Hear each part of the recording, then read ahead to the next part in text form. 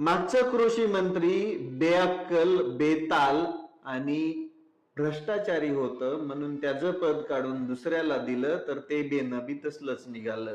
आधी ऐकून घ्या. रुपाली चाकणकरांचा काही दोष नाही.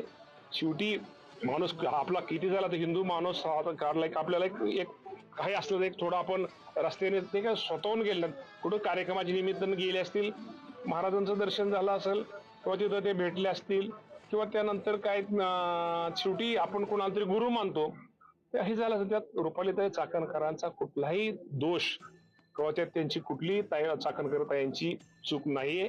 त्यामुळे या बाबतीमध्ये असं आता समजा मला तुम्ही आता तुम्हाला तुम्ही कुठे चला म्हणून मी येतो, काही अडचण नाही. तुम्ही जर फोटो काढला तर फोटो काढला म्हणजे त्यात चूक आहे का माझी? काही नाही.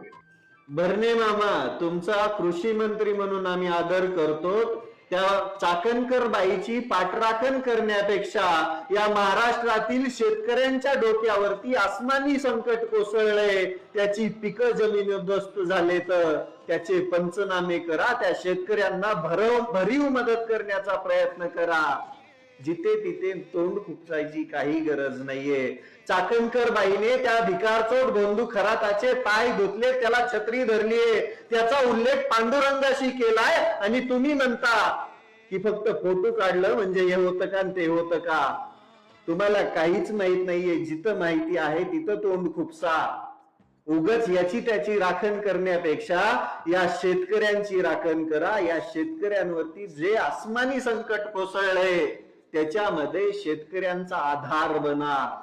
तुमच्याकडे आम्ही एक चांगलं कृषी मंत्री म्हणून बघतो. तुमच्यावरती अजूनपर्यंत टीका करायची वेळ आली नाही, पण तुम्ही पण बौद्धिक दिवाळखोरीत जगत असाल हे मला वाटलं नव्हतं.